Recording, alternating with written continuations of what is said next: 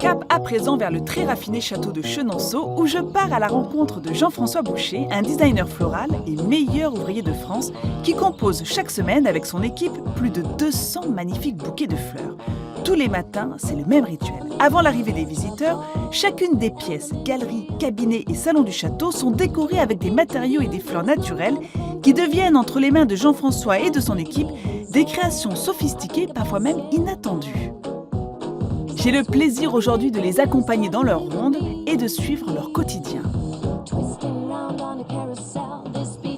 Maintenant que toutes les salles du château sont de nouveau fleuries, direction le potager des fleurs où se fournit Jean-François pour ses compositions florales. Alors comment je les sélectionne les tulipes ?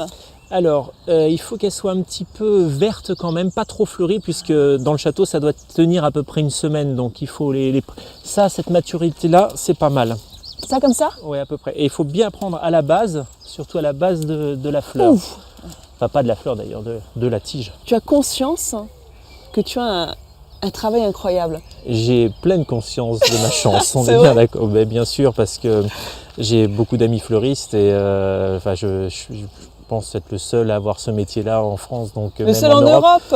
Ouais, même certainement au monde. Et ce qui est d'autant plus sympa et agréable, c'est de procéder à la cueillette et après d'aller composer, parce que moi, ma grand-mère était fleuriste et c'est ce qu'elle faisait il y a 40, 50 ans, même plus que ça. Elle venait dans son jardin et on faisait des petits bouquets qu'on allait vendre au marché. Donc ça me rappelle plein de choses. C'est un peu comme des créations éphémères. C'est de l'art éphémère ce que tu fais. C'est exactement ça, c'est de l'art éphémère. Ça dure une petite semaine et après on change. Et si les visiteurs viennent une semaine, la semaine d'après ils verront autre chose. Donc à chaque fois on recrée des choses différentes. Enfin, les saisons nous guident, mais c'est vrai que c'est un bonheur chaque semaine renouvelé. Ça c'est quoi comme... Mais on dirait une pivoine. Alors c'est effectivement des tulipes pivoines. Elles sont très charnues avec plein de pétales et on retrouve un petit peu la morphologie de la pivoine. C'est toi qui choisis toutes ces variétés de tulipes ? Alors on les choisit avec le directeur botanique et le chef jardinier. Et alors moi j'ai quelques attentes, mais après on a une large palette de couleurs. On plante un peu toutes les formes et les variétés possibles. Et le directeur botanique du château de Chenonceau, c'est Nicolas. Originaire des États-Unis, il est venu poursuivre sa passion des plantes dans ce lieu emblématique de la région. Direction la serre du potager des fleurs, là où tout commence. Tout ce qui est à potager, ça passe par ici. Et cette petite plante-là, en août par exemple, ça va faire 3 mètres. Voilà, ça commence comme ça, toute petite. Chaque hiver, j'ai un rendez-vous avec Jean-François, le fleuriste.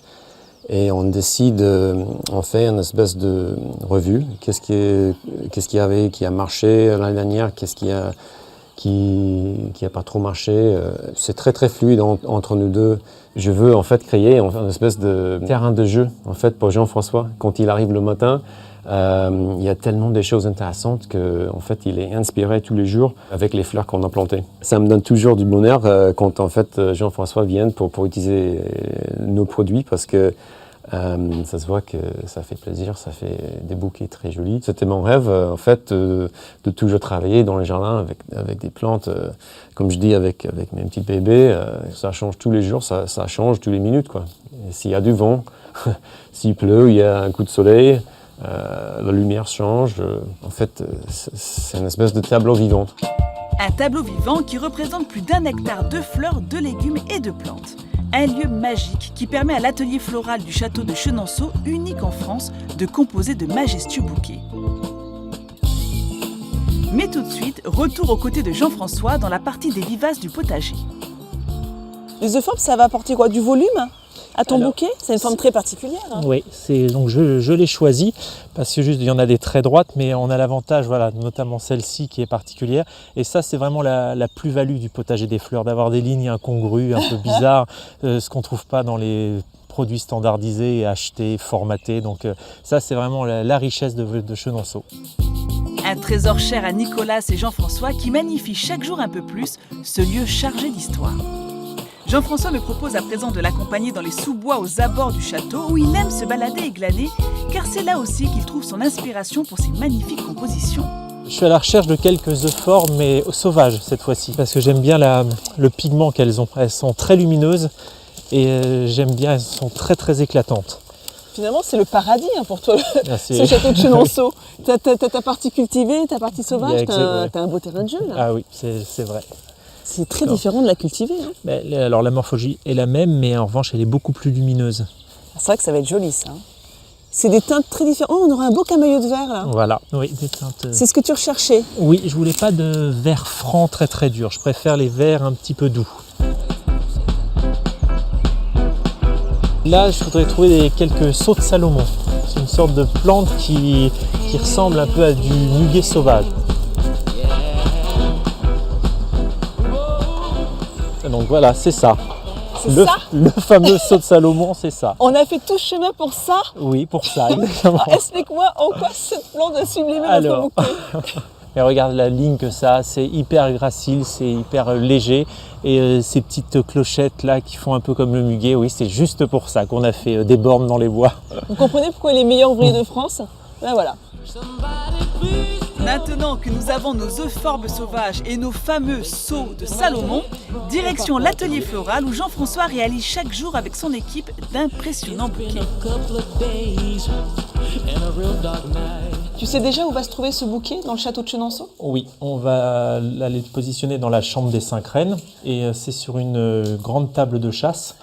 Et du coup, il faut un volume important et assez conséquent.